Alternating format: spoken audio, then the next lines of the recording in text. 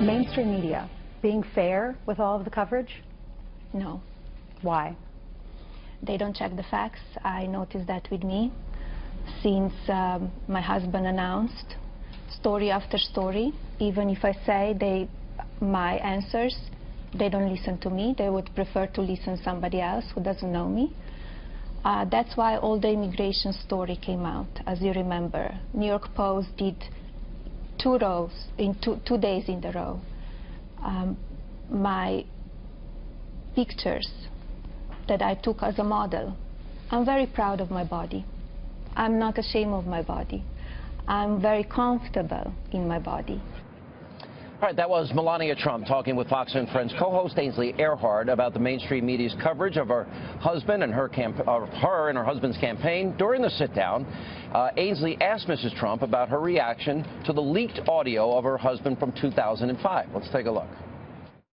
Those words, they were offensive to me, and they were inappropriate.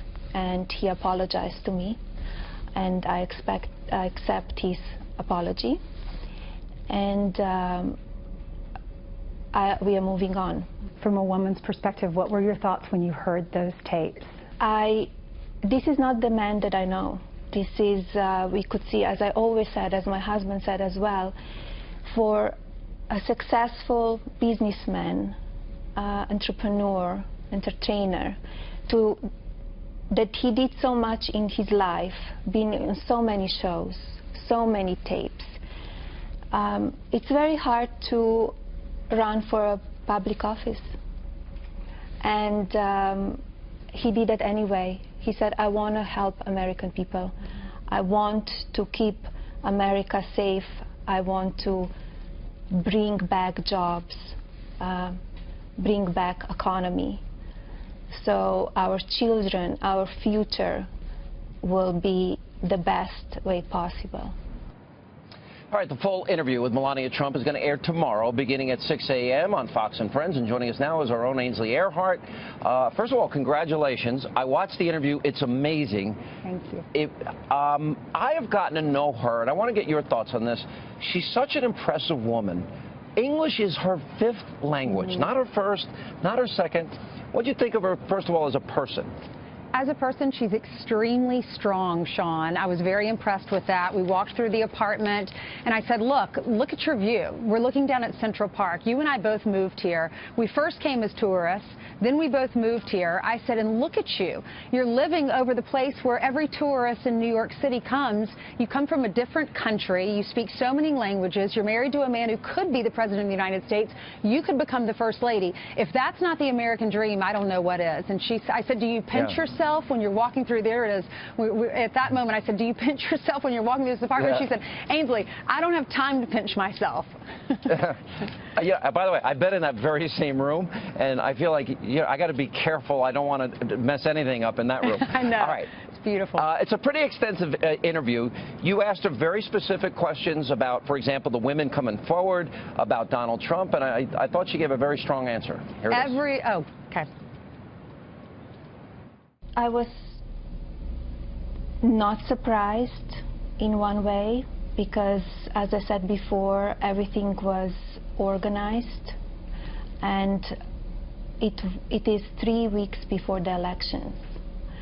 All these women coming out, and they are allegations that they are not true. Why now? Why 3 weeks before the election? What they're accusing my husband, that is not the person that I know. What is your message to these women? What would you like to say to them? That all the allegations should be handled in a court of law and without the evidence. To accuse somebody, is a man or a woman, it's damaging and it's unfair. Why do you think they would make this up then? Because they want to damage the presidency of my husband.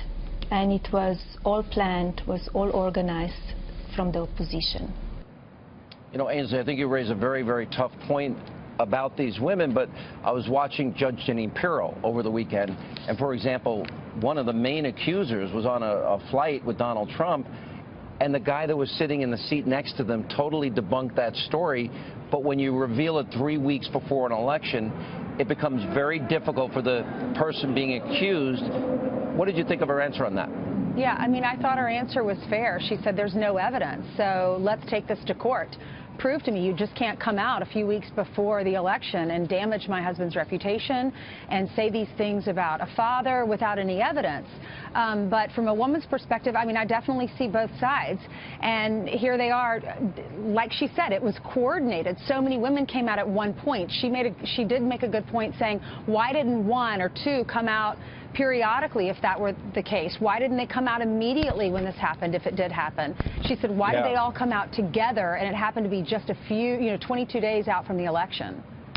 And it's also relevant in this sense that I interviewed Juanita Broderick, Paula Jones, and Kathleen Willey and Kathy Shelton, and one of the things that surprised me in that interview, Ainsley, was they didn't get requests to be interviewed by many of the same media outlets that have gone wall to wall on this.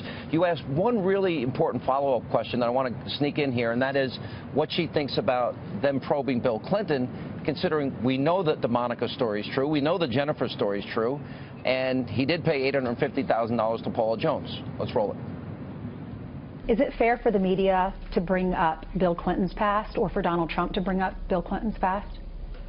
Well, if they bring my past, why not? So they're asking for it. They're asking for it. They started.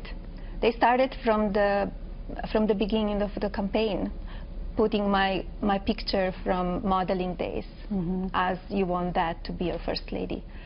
That was my modeling days, and I'm proud what I did. I worked very hard.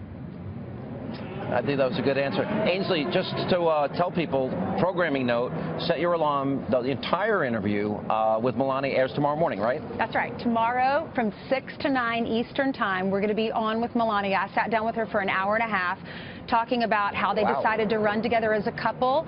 Her immigration papers, people have questioned whether or not she came here legally. She talks about that. Her advice to her husband for the debate on Wednesday. Why we don't see her out on the campaign trail as much. That answer was a strong answer. And when are we going to see her out more, and Ivanka more? People always request those two things to all of us. So there you go. Lots more that I'm not including. All right, Ainsley, great interview, great job as always. Sean. Thank you so much for sharing it with us.